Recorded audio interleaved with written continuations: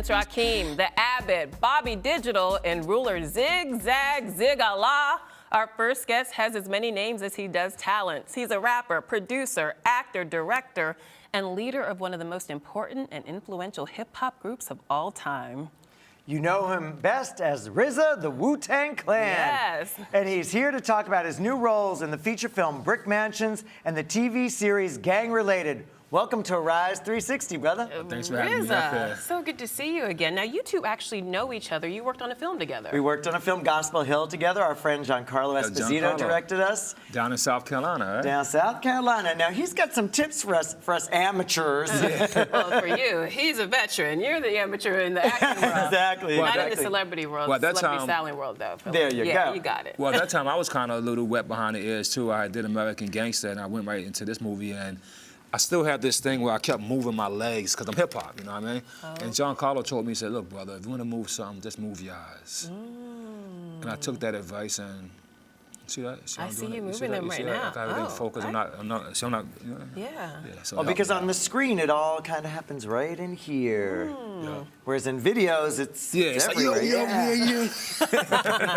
Tyra Banks calls it schmizing, but you've got it. Yeah. Oh, Tyra, she definitely, she can smize, can't she? She can smize, all right. Well, let's talk about Brick Mansions. It's actually a remake of a French film. Yes. What drew you to this project? Well, actually, I saw the original film called B-13, and it had this French martial art in it called parkour. Parkour, yes. And it kind of started how hip-hop started, like in the streets of France and young guys jumping off of buildings, and it became a sensation. When I got the screenplay and I read it, it was Luc Besson wrote the film. You know, I love his movie Professional, Taken, and all these things. And so I went and met with him, and he thought I had the quality to play Tremaine Alexander, so they gave me the role, and bang, bang. And there it is. Yeah. Tell us a little bit more about the story. How has it been changed for the American audience? Well, I think, movies, when you translate them from French to American, you always got to change. We have a different taste out here, I think. But the story is based in Detroit now, and the city has separated the haves from the have-nots. Okay. And all the poor people are just in a big wall surrounding their complex. And there's no more schools, hospitals, or police stations there. So complete anarchy. Yeah. And I play Tremaine Alexander, who is the warlord or the kingpin of Brick Mansions. And Paul Walker, he plays Damien, who is a decorated cop, second generation, and his father was killed in the line of duty trying to get into Brick Mansion. And Tremaine Alexander, my character, is considered to be the guy who's the cause of that. And we have this other actor I want to just mention, David Bell, who he's the father of parkour.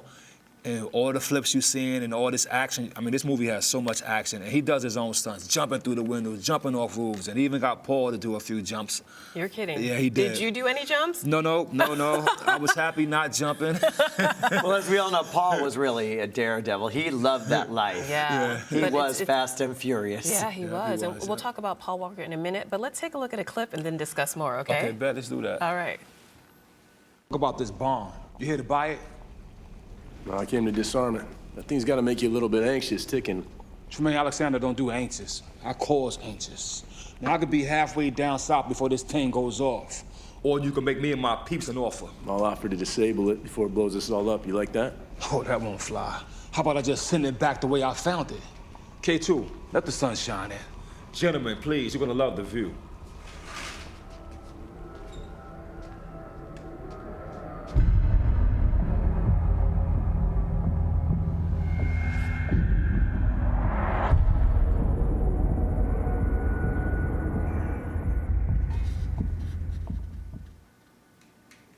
Whoa. Wow. I like it. That's crazy. It looks like it's going to be a good one. Oh, definitely. And you mentioned Paul Walker. This was his last film. What was it like to work with him, and what will you remember most about him? He was a real good man. Had a real kind heart. Focused actor, of course. Played guitar, so we played guitars together. Really? Yeah, that was really cool. One thing I really would like to say about him, he's a good father. And that's something that in this business we're usually gone from home a lot. And sometimes we tend to neglect our loved ones, but he wasn't that kind of guy. He would fly his daughter in, and he kept that connection close, and actually inspired me to bring my family in.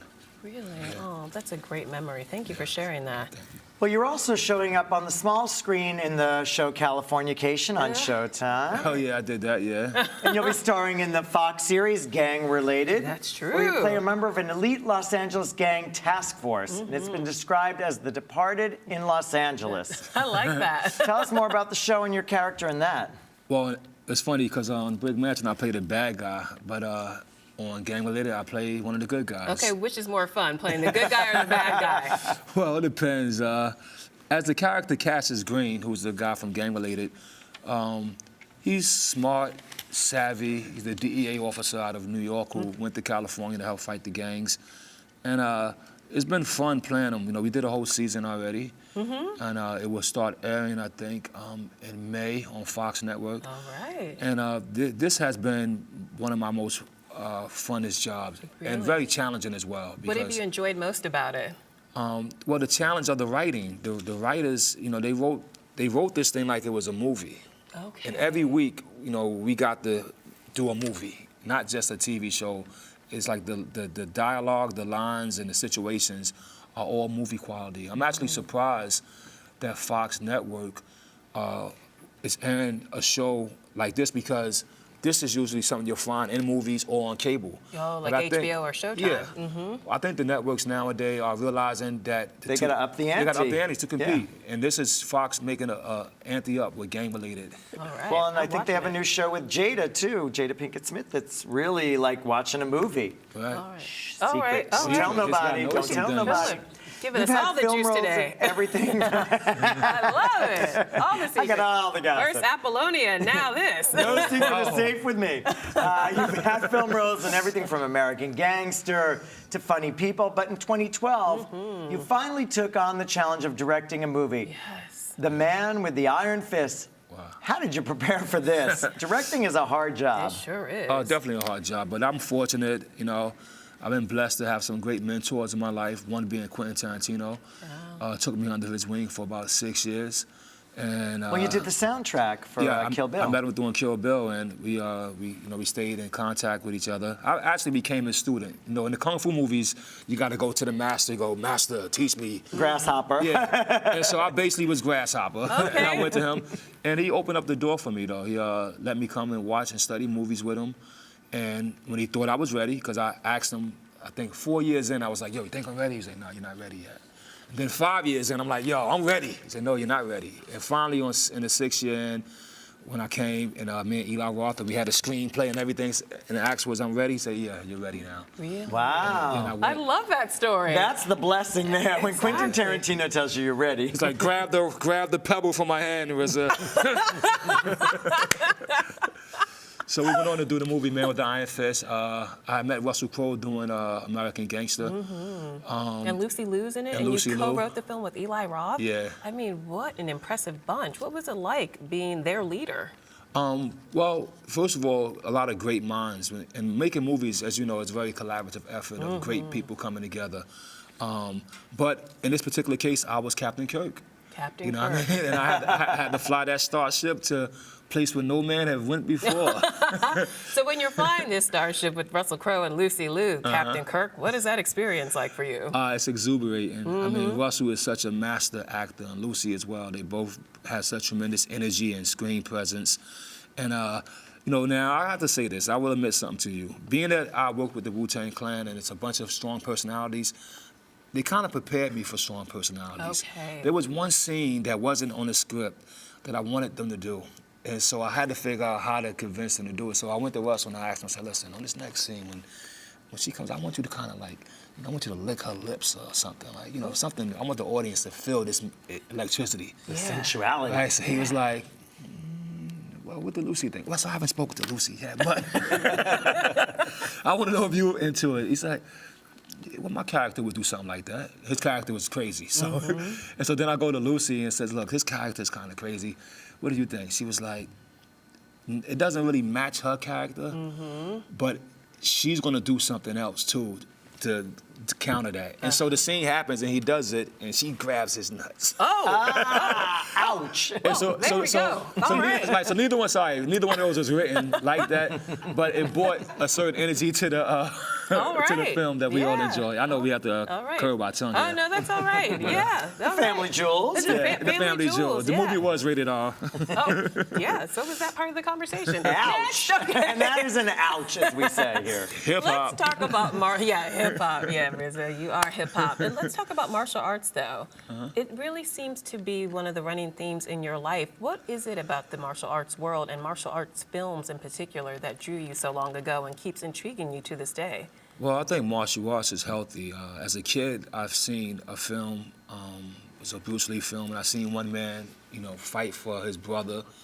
In martial art films, you'll see a guy, fight for their country, put their lives down. I seen in martial art films that the Chinese were being oppressed by the Japanese. And being a black man in America, sometimes you think that the oppression is only on us. So I resonated with the oppression on other people around the world. And as I started to watch more of these films, I learned about Eastern philosophy, Buddhism. And the most important thing was that martial arts takes discipline, a focused mind and a focused body.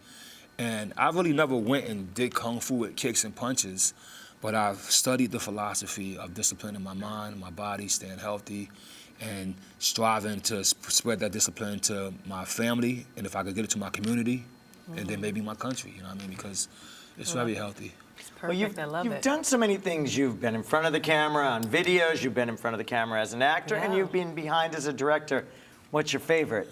Well, I would say directing is probably my favorite because in that medium as a director, you get a chance to play with all those different pieces, being a guy from music and being a writer and all these things, film and directing film fulfills all those mediums. It's like the whole full-course meal.